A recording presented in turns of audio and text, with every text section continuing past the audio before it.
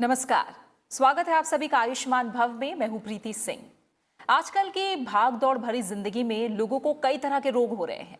इनमें से एक आम सा रोग हो गया है भूलना। लोगों को भूलने की आदत या कहें बीमारी होने लगी है। पहले लोगों को इस समस्या का सामना उम्र बढ़ने के बाद करना पड़ता था, लेकिन आजकल कम उम्र में भी ये समस्या हो रही है। अहम यह है कि लोग पहले छोटी छोटी चीजें भूलने लगते हैं, लेकिन इस पर ध्यान नहीं देते और बाद में यह बढ़कर गंभीर बीमारी का रूप ले लेती है। इसलिए इस पर समय पर ध्यान देना बेहद जरूरी है। आज हम बात करेंगे याददाश्त से जुड़ी बीमारी के एक प्रकार एमनेजिया की, और इस पर बात करने के लिए 3 अलग अलग पैथी से जुड़े स्वास्थ्य विशेषज्ञ हमारे साथ मौजूद हैं। हमारे साथ है एलोपैथी विशेषज्ञ डॉक्टर अचल श्रीवास्तव। डॉक्टर श्रीवास्तव, आपका बहुत बहुत स्वागत है कार्यक्रम में। हमारे साथ है आयुर्वेदिक विशेषज्ञ doctor Tanuja Manoj necessary. Doctor necessary, आपका भी बहुत बहुत स्वागत है। साथ ही हमारे साथ है होम्योपैथी विशेषज्ञ डॉक्टर अशोक कुमार शर्मा। डॉक्टर शर्मा, स्वागत है आपका कार्यक्रम में। सेहत की अगर हम बात करते हैं तो सेहत को ट्रैक पर रखने के लिए हमारे मस्तिष्क को ठीक रखना भी बेहद जरूरी है, यानी हमारे दिमाग का ठीक होना भी बेहद जरूरी है। और अगर दिमाग चीजें याद रखना ही भूलने लगे तो जीवन में नीरसता आ जाती है। भूलने की बीमारी एमनेजिया की समस्या के पनपने के पीछे आखिर कारण क्या है, ये जानना सबसे पहले जरूरी है, ताकि समय रहते इस समस्या से निपटा जा सके।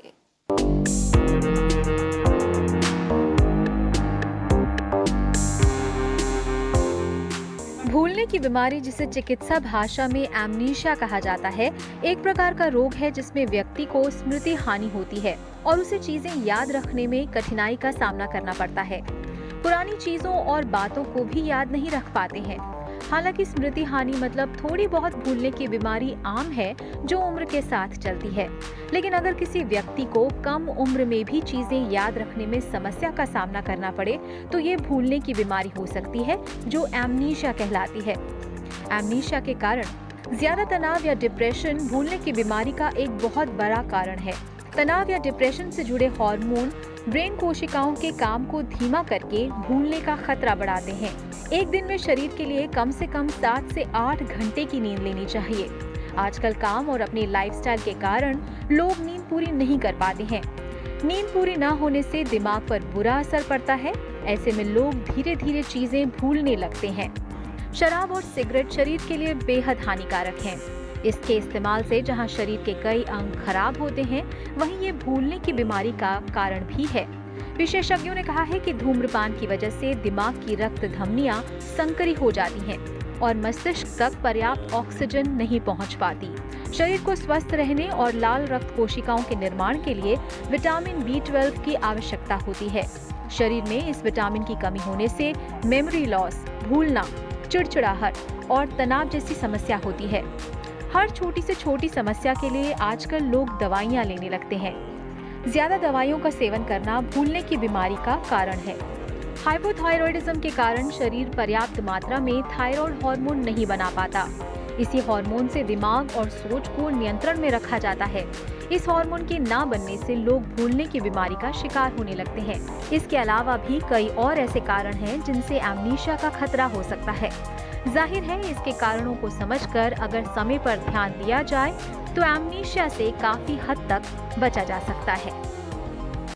हमारे साथ कार्यक्रम में एलोपैथी, आयुर्वेद और होम्योपैथी से जुड़े विशेषज्ञ मौजूद हैं और आप तमाम दर्शकों के सवाल भी हम तक फेसबुक, ट्विटर और जीमेल के जरिए आए हैं, जिनका जवाब हम डॉक्टरों से लेंगे। डॉक्टर श्रीवास्तव, मैं सबसे पहले आपसे शुरुआत करूंगी। आप हमें थोड़ा सरल शब्दों में समझाइए कि एमनेजिया आखिर है क्या और ये किस तरह का प्रभाव मस्तिष्क पर इसमें पड़ता है। एमनेजिया देखिए टेक्निकल टर्म है और इसका जो अर्थ है आम जनता के लिए है वो है याददाश्त की कमी। अब एमनेजिया याददाश्त की कमी हिंदी में अगर एक समझे उस बात को तो बड़ा स्पष्ट है कि हम कोई चीजें भूल रहे हैं। अब रोज की चीजें भूल रहे हैं, चाबी कहाँ रख दिया भूल गए, या कुछ सामान लेके जाना था भूल गए, फिर से ऊपर आ रहे हैं लेने के लिए। तो इस तरह से चीजें जो है आप रोज की जिंदगी में होती रहती है। लेकिन ये बात पर तब तक उतना ध्यान देने की आवश्यकता नहीं होती जब तक ये आपके रोज के काम में व्यवधान न डाले। जब तक आपका काम याद आ जाता है, जब आपने कोई चीज याद करने की कोशिश की, भूले हुए याद आ गया, तब तक चलता रहता है। लेकिन जब ये बिल्कुल ही याद नहीं आए या इतने समय बाद याद आए कि आपके रोज के काम में व्यवधान उत्पन्न हो रहा है, तो ये फिर सिग्निफिकेंट माना जाता है और इसके पर फिर हमें एक्शन लेना चाहिए, चिकित्सक से संपर्क करना चाहिए और उचित इलाज कराना चाहिए। जी, अगर डॉक्टर नेसरी अब हम आयुर्वेद के नजरिए से समझें तो आयुर्वेद एमनेसिया को लेकर क्या कहता है?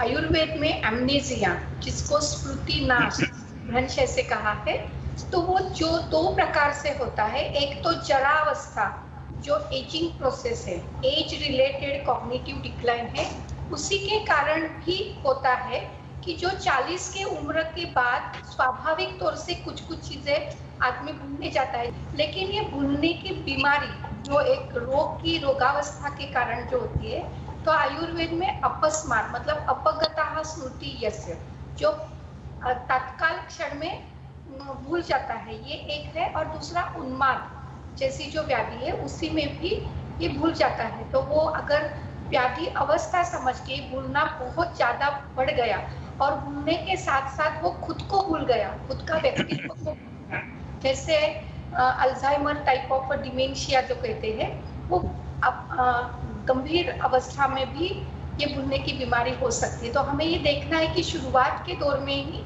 अगर हम चिकित्सा करें और प्रतिबंधात्मक उपचार करें, तो हम कई हद तक इसको हम प्रतिबंध कर सकते हैं। अगर हो भी गया तो उसके लिए आयुर्वेद में बहुत सक्षम उपचार बताए हैं। ठीक है डॉक्टर शर्मा, याददाश्त से जुड़ी ये बीमारी है, यानी एक तरह से भूलने की बीमारी है, और याददाश्त की हम बात करते हैं तो एक तरह से कहें इस बीमारी में मेमोरी लॉस होता है, तो किस तरह से पूरा प्रभाव दिमाग पर पड़ता है, और मेमोरी भी क्या अलग अलग तरह की होती है, अलग अलग प्रकार की होती है, और इसके भाग भी अलग होते हैं? थोड़ा इसे लेकर अगर आप समझाएं, और ये सब चीज़ें किस तरह से ज़रूरी होती हैं? इसको देखिए, मैं जरा ना एक थोड़ा सा एक बेसिक बात मैं अपने दर्शकों से एक शेयर करना चाहता हूँ कि जो हम इंसान हैं, हम जो लोगों का जो जीवन है ना, ये कुछ नहीं, एक यादों का जोड़ है। अब जब ईश्वर ने इंसान को बनाया तो भगवान को भी ये लगा कि इंसान कहीं ना कहीं कुछ बातें भूलेगा, तो उसने 2 चीज़ें अपने हाथ में रख ली, एक तो दिल का धड़कना और एक सांस का चलना। क्योंकि हम लोग एक प्राणी इस तरह के हैं कि हम चीज़ों को भूलते हैं। तो जीवन का कोई भी अंग है, कोई भी फंक्शनैलिटी है, वो बिना याददाश्त के तो कुछ है ही नहीं, जिसको कि हम लोग मेमोरी लॉस कह देते हैं। अब बात यदि एमनीसिया पे आए, तो एमनीसिया मतलब लॉस ऑफ मेमोरी। एमनीसिया अपने आप में कोई तकलीफ नहीं है, ये बहुत सी तकलीफ़ों का एक लक्षण है कि जब इंसान भूलने लगे किसी भी वजह से, और इस हद तक भूले जैसे कि डॉक्टर साहब ने कहा कि उसको रोज़मर्रा की अपनी चीज़ों की उनमें व्यवधान आने लग जाए। तो यहाँ पे जो हम मेमोरी की बात कर रहे हैं, मेमोरी एक कॉग्निटिव पार्ट का एक हिस्सा है, जिसके कि हम जोड़ से और आगे अपने एक दिनचर्या को हम चलाते हैं। जैसे कि मान लीजिए बहुत छोटा बच्चा है, वो हंसना सीखता है, ये मुस्कुराना सीखता है, रोना सीखता है, ये भी एक तरह से उसकी मेमोरी का ही लक्षण है। तो इसके पार्ट्स हैं जिसे हम कॉग्निशन कहते हैं ना, सोच। तो क्या है कि व्यवहार एक चीज़ है, सोच भाव एक दोनों चीज़ों को जोड़ दें तो एक व्यवहार सामने आता है। अब यदि हम एमनीसिया के पर्सपेक्टिव में इसको आप समझिए कि सोच और भाव का आपस में कहीं कोऑर्डिनेशन बिगड़ा, जिससे कि डिजायर्ड बिहेवियर सामने नहीं आ रहा है, जो कि एक भुलक्कड़पन या लॉस ऑफ मेमोरी के फॉर्म में आ रहा है। इसके लिए बहुत सी चीज़ें हैं।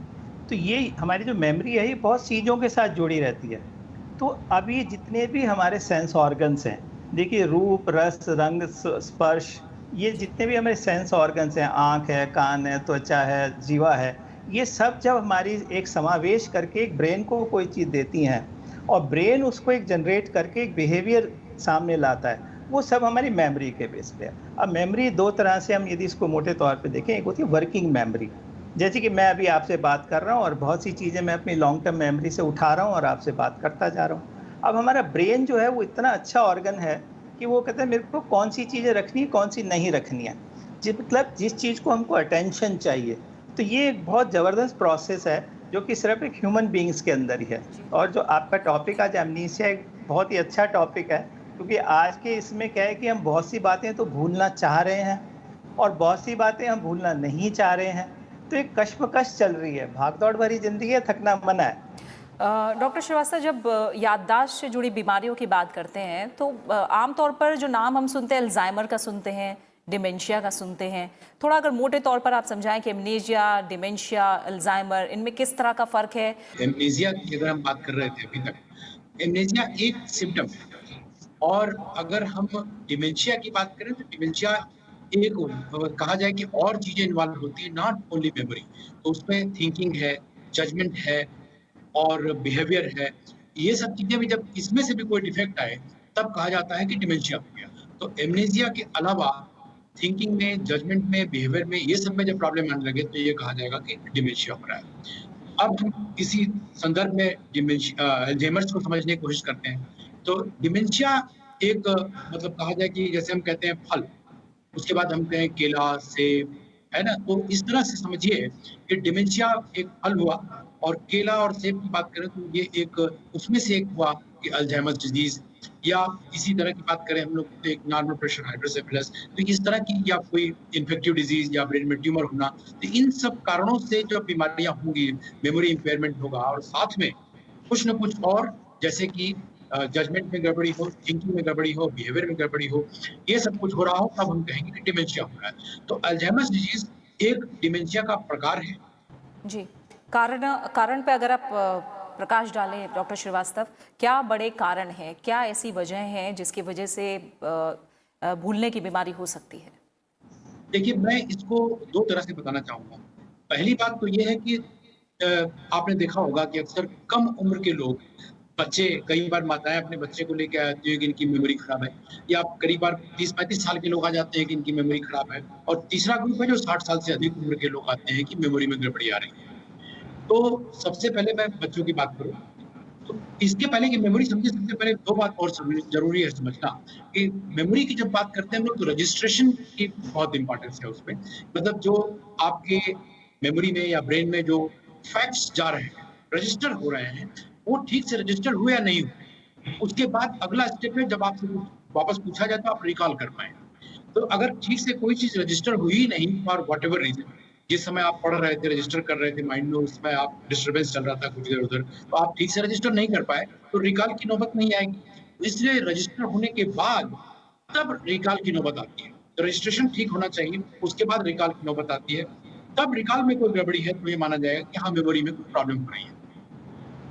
तो अब ये मैं छोटे बच्चों की बात कर रहा था, उसमें जो माताएं आ जाती हैं कि इसको, बच्चे को ठीक से याद नहीं होता है, तो इसका कारण अलग है। इसका कारण सबसे पहली बात कि मेमोरी को हम लोग आईक्यू के रूप में एक्सेस करते हैं। तो आईक्यू हर लोगों के लिए फिक्स होता है और एज के आधार पे निर्धारित किया जाता है कि इस एज में इतना होना चाहिए, अगली एज में ऐसा है, तो ये सामान्य माना जाएगा, या इतना पढ़े लिखे आदमी का इतना है तो इतना सामान्य, नॉर्मल माना जाएगा। तो अगर आईक्यू बेस्ड अप्रोच की बात करें हम लोग, तो ये समझ में आएगा बच्चे का आईक्यू के हिसाब से अगर ठीक है तो ठीक है, लेकिन ये पूर्व निर्धारित रहता है। ये हम उसको कोई दवा देके बदल नहीं सकते हैं। इसको कंप्यूटर से कंपेयर करिए, तो कंप्यूटर की मेमोरी आप बढ़ा सकते हैं, उसमें चिप लगा दीजिए, मेमोरी बढ़ जाएगी। बच्चे में कोई चिप नहीं डाली जा सकती कि उसकी मेमोरी बढ़ जाए। तो बहुत सी माताएं बोलती हैं कि मैंने किसी डॉक्टरों से मिला, उन्होंने कोई दवा बताया है इससे मेमोरी बढ़ जाएगी, तो ऐसा असंभव है, मेमोरी बढ़ती नहीं है दवा खा के। तो जैसी मेमोरी मिली है उसको हमें उपयोग करना होता है और अधिक से अधिक उपयोग करना होता है। रजिस्टर करिए, रिकॉल करिए, आगे यूज करते रहिए। ये बच्चों की एज की बात हुई। इसके बाद ज्यादा उम्र की बात करें, 35-40 साल के उम्र के अक्सर आदमी आते हैं कि मेमोरी खराब हो गई, आजकल चीजें भूल रहा हूँ। इस उम्र में सबसे प्रमुख कारण है एक ही बार में कई काम करना। एक ही समय में ये लोग कई काम कर रहे होते हैं। आज का इस उम्र का आदमी एक ही समय बहुत से काम कर रहा था। वो बैकग्राउंड में सोच रहा होता है कि हमें आज घर पे सब्जी लेके जाना है, साथ में ऑफिस में जाने के बाद क्या काम करना है, आज जब ऑफिस में हमारे बॉस के सामने पेश होऊंगा तो क्या क्या बताया था उन्होंने वो हमें बताना है, काम हुआ है नहीं हुआ है। और यही नहीं, हो सकता है शेयर में भी इन्वेस्ट करता हो, कौन सा शेयर गिर रहा है ये पता करता हो। तो बहुत सी चीजें एक साथ करने की कोशिश करता है। तो इसको फिर से कंप्यूटर समझिए। एक कंप्यूटर जो कि विंडोज के संदर्भ में काम करता है, एक विंडो, आपने वर्ड की विंडो खोल लिया, आपने पावर पॉइंट की विंडो खोल ली, साथ में एक्सप्लोरर खोल लिया, गूगल क्रोम खोल लिया। तो जब बहुत कंप्यूटर की मेमोरी एक फिक्स मेमोरी है, फिर से उसी तरह समझिए जैसे आदमी की मेमोरी फिक्स है, तो बहुत सारी विंडो खोल लिया आपने, तो उसमें आप पाएंगे कि एक लिमिट के बाद कंप्यूटर बैठ जाता है, उसकी कोई सी भी विंडो ठीक से काम नहीं करती। तो ये प्रमुख कारण होता है आज के समय में 30, 35, 40 साल के लोगों में मेमोरी की कंप्लेंट करने का। तो जब बहुत सारे विंडो में काम करते हैं, तो यही प्रॉब्लम आती है जिस वजह से वो मेमोरी को समझते हैं कि कम हो गई है। अब ज़्यादा उम्र की बात करें हम, तो ज़्यादा उम्र के लोगों में वो कारण है जो हम लोग बार-बार जानना चाहते हैं। ज़्यादा उम्र के लोग पहले कहा जाता था, सठियाना कहा जाता था, 60 इयर्स के बाद मेमोरी में खराबी आने लगती है। तो मैं आजकल उसको 65याना बोलता हूँ क्योंकि रिटायरमेंट एज आजकल ज़्यादातर जगहों पे 65 वर्ष है। तो ये समझिए कि 65 वर्ष की उम्र के बाद इनवेरिएबली थोड़ी मेमोरी की गड़बड़ी, कुछ और गड़बड़ियाँ आने लगती हैं। तो ये उम्र का असर है। डॉक्टर नेस्री, अगर लक्षणों की बात करें, मोटे तौर पर आप लोग सभी लोग बता रहे हैं कि चीज़ें रखकर भूल जाना, बातें याद ना रहना, लेकिन ये कब समझा जाए? जैसे उम्र के पड़ाव को लेकर भी डॉक्टर श्रीवास्तव ने समझाया क्या कारण हो सकते हैं, वजह हो सकती है। लक्षणों को देखकर कब ये समझा जाए कि हमें अपने बच्चे को या फिर एक जो युवा है उसे या फिर एक बुजुर्ग है उसे कब डॉक्टर के पास जाना चाहिए? जी, ये मैं ज़रूर आपको इसके बारे में बताऊँ, लेकिन जो अभी कारणों के बारे में जो बताया था श्रीवास्तव डॉक्टर ने, तो उसमें आयुर्वेद का एक महत्वपूर्ण हिस्सा है, वो भी मैं इसमें जोड़ना चाहूँगी कि जो आयुर्वेद में ये कहा कि हमारा जो खान-पान है, उसी से ही मन, हायर मेंटल फैकल्टीज़ और बुद्धि, जिसका धी, धृति, स्मृति मतलब मेमोरी, रिटेंशन एंड रिकॉल, ये तीनों चीज़ें उसी से जुड़ी हुई, उससे बनती है। तो खान-पान में आयुर्वेद में सात्विक, राजसिक और तामसिक, ये डाइट को बहुत अहम महत्व दिया है, जिसमें जो सात्विक खाना है, जो ताज़ा बनाया हुआ, शुद्ध ताज़ा रोज बनाया हुआ, उससे ही मेमोरी के जो अच्छे भाव है, मेमोरी बनती है, ये आयुर्वेद कहता है।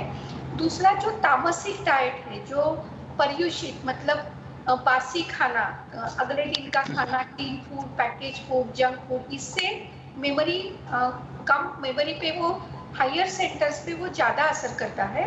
और तीसरी बहुत इम्पोर्टेंट पार्ट जो अन्य कोई शास्त्र में नहीं है, जो एक बहुत हमने रिसर्च भी उस पर भी किया है, वो है इनकम्पैटिबल डाइट। मतलब कुछ ऐसे चीज़ों का मिश्रण साथ में नहीं लेना चाहिए, जैसे दूध के साथ खट्टे फल नहीं लेना चाहिए। हम तो मिल्क शेक लेते हैं, स्ट्रॉबेरी का मिल्क शेक लेते हैं, जो खट्टे फल है वो अगर मिल्क के साथ लिए या दूध के साथ कोई खिचड़ी वगैरह, चाय के साथ नमकीन ले लिया, तो दूध के साथ कोई लिया तो वो जो कुछ भी प्रोटीन्स बनते हैं, that really adversely affect the synthesis and continuation of memory. ये 3 मुख्य कारण है। एक और चीज़ मैं बताना चाहूँगी कि जो डाइजेस्टिव, जो गट माइक्रोबायोटा है, जिनका पेट हमेशा खराब होता है, इंडाइजेशन की लॉन्ग टर्म बीमारी, जिसको इन्फ्लेमेटरी बाउल डिसऑर्डर हम कहते हैं, आयुर्वेद में ग्रहणी रोग कहते हैं, ये अगर लगातार क्रॉनिक बीमारी है, तो जो आहार रस बनता है जिससे मेमोरी का भी नरिशमेंट होता है, धीरे धीरे उसका एक लक्षण अल्प मेमोरी, स्मृति अल्पता में होता है। तो हम बाकी भी देखते हैं कि उसका ओवरऑल स्टेटस क्या है, क्योंकि डाइजेशन का भी स्टेटस है कि उसका परिणाम स्वरूप मेमोरी कम होना, ये एक लक्षण हो सकता है।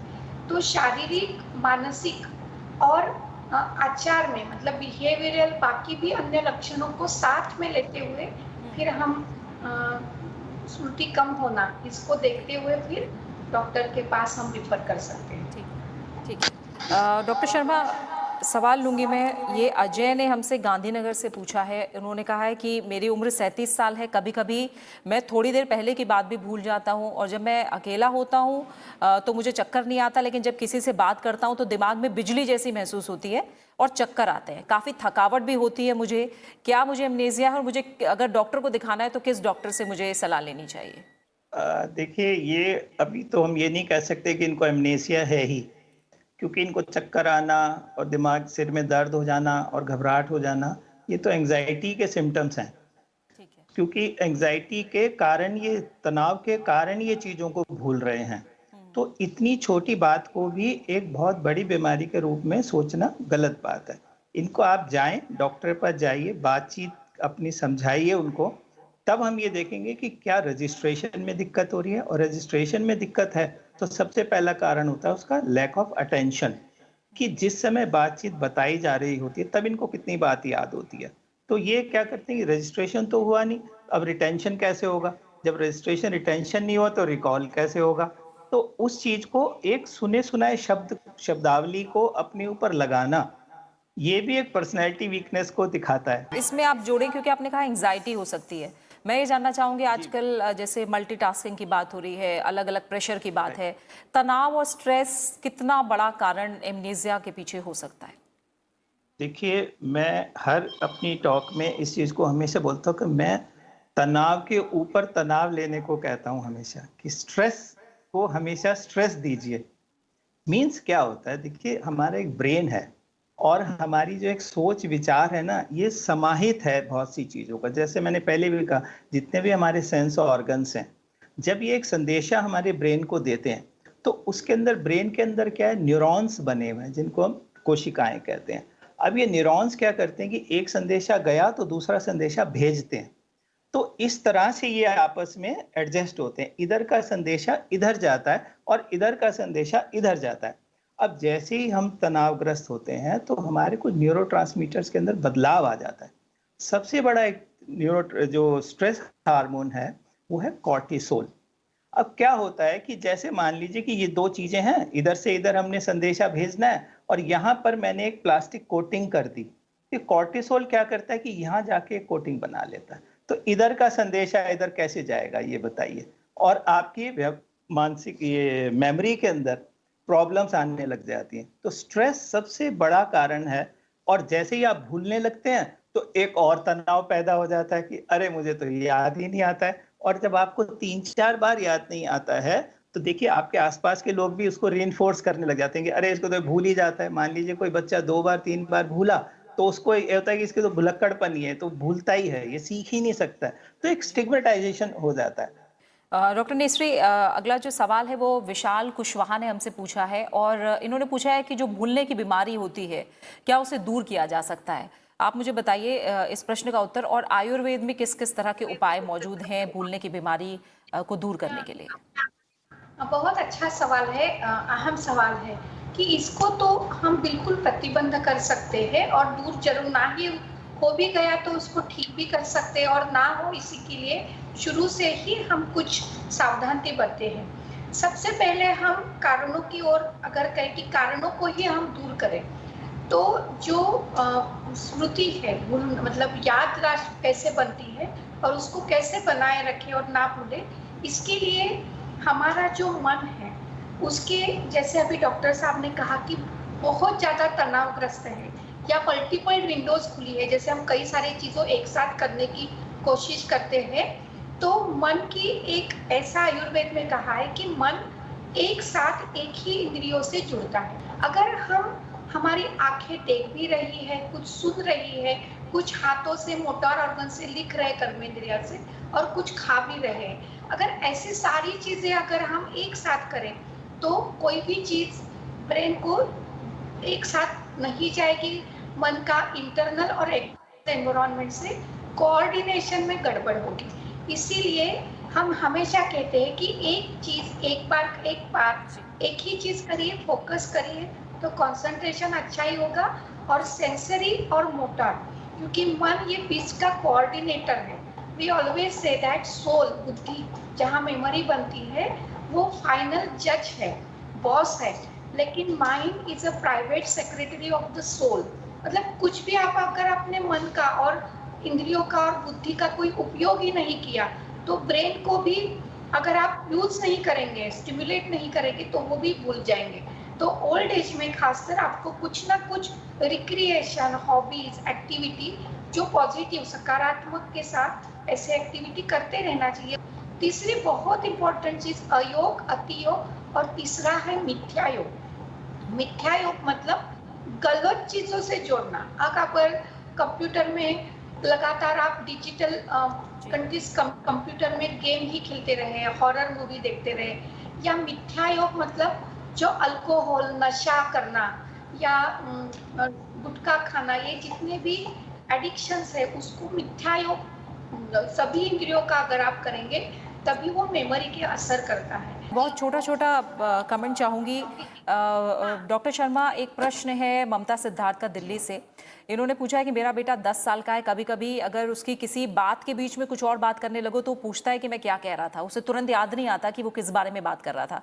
क्या मुझे चिंता करने की जरूरत है या ये आम है? और इसी के साथ साथ में बच्चों के दिमाग पर जो आजकल गैजेट्स हैं और मोबाइल फोन का यूजेज जो इतना बढ़ गया है, इसका किस तरह का असर है और बच्चों को लेकर आप क्या कहेंगे, और होम्योपैथी में किस तरह के उपाय मौजूद हैं इसके लिए? देखिए, इसमें यदि 10 साल का बच्चा और एक कंसंट्रेशन बोल रहा है कि मेरे को डिस्टरबेंस बीच में हो गई है, तो डेफिनेटली सी बात है कि एक बैक में कोई ना कोई विंडो खुली हुई है जो कि उसका ध्यान ज़्यादा आकर्षित कर रही है। क्योंकि हम एक खिलौने को कब छोड़ते हैं? जब हमें दूसरा अच्छा खिलौना मिल जाता है। लेकिन हमारे लिए पहला खिलौना ही अच्छा था तो हम उसके अंदर अटके हुए थे। अभी जैसे इन्होंने पूछा कि गैजेट्स के लिए, तो गैजेट उसका एक अट्रैक्शन है, उसको वो अटेंशन ज़्यादा दे रहा है। जैसे अभी डॉक्टर साहब कह रही है मल्टीटास्किंग, मतलब वो बात तो कर रहा है लेकिन दिमाग में उसके गैजेट भी चल रहा है, तो वो चीज़ उसको डिवाइड कर देती है। तीसरी बात, जो बच्चों के लिए हम ये बात करते हैं और होम्योपैथी की बात होती है, देखिए ये 3 चीज़ों को हमको ध्यान देना पड़ता है, registration, retention and retrieval. Usually हमारे पास मदर्स इसलिए आती हैं कि ये रिट्राइव नहीं कर पा रहा है क्योंकि पुअर एकेडमिक परफॉर्मेंस हो रही है। हमेशा रिजल्ट और नंबर को लेके ही बच्चों के लिए झगड़ा शुरू होता है। अब यहाँ पे क्या होता है कि जब आप देखिए प्रॉब्लम होती है SLD, स्पेसिफिक लर्निंग डिसऑर्डर्स, उसके अंदर बच्चा कर ही नहीं पा रहा होता, इसको हम एक इंटरनल इनसफिशिएंसी कहते हैं। लेकिन पेरेंट्स बोलते हैं आपके पास आंख भी है, कान भी है, जबान भी है, आपको सब कुछ दिख रहा है, हमने तो आपका सब कुछ जांच करा लिया। तो एक लर्निंग डिसेबिलिटी तो नहीं है बच्चे को कहीं, वो चीज़ को हमको रूल आउट करना पड़ता है। दूसरी बात, बच्चे का न्यूट्रिशनल स्टेटस क्या है। तीसरा, ये बच्चे गैजेट्स के कारण अपनी नींद को पूरा नहीं लेते हैं। तो जैसे ही नींद पूरी नहीं होती तो जैसे मैंने पहले कहा कि अगेन कॉर्टिसोल लेवल्स बहुत हाई चले जाते हैं। तो डिजायर्ड बिहेवियर क्या चाह रहे हैं कि बच्चा सब कुछ याद करे और सब कुछ करे। ठीक है। और लास्ट में बहुत छोटा सा कमेंट मैं चाहूंगी, जो उम्र के साथ भूलने की शिकायत होने लगती है, काफ़ी लोग इसे नज़रअंदाज करते हैं परिवार में, इसे कितना सीरियसली लेना चाहिए? और होम्योपैथी और साथ ही डॉक्टर नेसरे आपसे आयुर्वेद के नज़रिए से भी समझूंगी, कितनी मदद आयुर्वेद और होम्योपैथी कर सकता है? उम्र के साथ जो भूलने की बीमारी है उसे कितना सीरियसली लेना चाहिए? डॉक्टर शर्मा जी देखिए, जैसे ही हमारी उम्र बढ़ती है तो हमारे दिमाग के जो न्यूरॉन्स हैं उनकी एक नेचुरल डेथ तो होती ही होती है। अब उनको हमको बचाना है, या मान लीजिए पहले से कोई प्रीवियस हिस्ट्री है किसी के यहाँ डिमेंशिया की और अब वो उस ओल्ड एज के अंदर आए हैं, तो हमें we have to be very careful कि पहले से ही उनको इस तरह की दवाएं दे दी जाएं, जैसे कि हम होम्योपैथी के अंदर इसको एक साइकोसिफिलिटिक माइजम की तरह ट्रीट कर लेते हैं। अब यहाँ होम्योपैथी के अंदर क्या होता है, किस तरह का एमनीसिया है, क्या डेट के लिए है, क्या अभी खाने के लिए है, क्या अभी क्या किया था उसके लिए है, या क्या करना है उसके लिए, या क्या जगह के लिए, मतलब घर से तो निकले थे, निकल गए, अब घर का रास्ता ही भूल गए। तो ये चीजों के लिए होम्योपैथी बड़ी स्पेसिफिसिटी दवा है जो कि साथ में काउंसलिंग और अदर डाइटरी रिस्ट्रिक्शंस को मेजर करके होम्योपैथी बहुत मदद कर सकती है। बिल्कुल ठीक है। डॉक्टर नेसरे, आप क्या कहेंगे इसके बारे में? कि नजरअंदाज बिल्कुल नहीं करना चाहिए। और आयुर्वेद में एक मेध्य रसायन नाम का बहुत बड़ा एक ग्रुप है कि जिनसे हम सप्लीमेंट दे सकते हैं, रिजुविनेटिंग हर्ब्स, जिसमें ब्राह्मी, आंवला, मुलेठी, गिलोय, अश्वगंधा, ये सभी को अवस्थानुसार और व्यक्ति की प्रकृति के अनुसार हम दे सकते हैं। खान पान में हम जरूर हर किसी को करते हैं कि there is a nature signature. जैसे अखरोट है, वॉलनट है, तो वो ब्रेन के सभी को नरिशमेंट देता है। तो जैसे उन्होंने न्यूरोप्लास्टिसिटी कही, तो वो बायोजेनिक अमाइन है, उनको वो सिंथेसाइज करता है, प्रोटीन को सिंथेसाइज करता है, जो मेमोरी को भी सिंथेसिस करते हैं। तो ऐसे जो ड्राई फ्रूट है जैसे कि बादाम है, अखरोट है, खान पान में घिया, लौकी, ये सभी बुद्धि को, मेमोरी को बढ़ाते हैं। खान पान में दूध और घी, आयुर्वेद में सात्विक कहा है, हर किसी छोटे बच्चे को गाय का घी और दूध ये जरूर देना चाहिए, क्योंकि ये मेधा का मेध्य है, मेधा को वर्धन करता है, मेधा में धृति स्मृति है। तो ये मेध्य रसायन ये बहुत बड़ा अहम चिकित्सा का और प्रतिबंध का हिस्सा लेता है। इसको हर किसी को हर उम्र में कुछ ना कुछ मेध्य रसायनों को जरूर लेना चाहिए। खान पान में तो हम इसके साथ साथ हम तिल है, या जैसे मसालों की चीज़ें हैं, दालचीनी, जीरा, धनिया, ये सभी मेघ्य रसायनों में कहे जाते हैं। जी। तुलसी का पत्ता जो आजू बाजू में हमारे होम फार्मेसी, किचन फार्मेसी में, ये हर महिला, हम यही कहते हैं कि महिलाओं को, जैसे कि मैं तुलसी तेरे आंगन की ऐसे कह के रोज पानी डाल के एक तुलसी का पत्ता लेना है, तो यही एक तो एंजाइटी भी कम करती है, मेमोरी को भी अच्छी रखती है।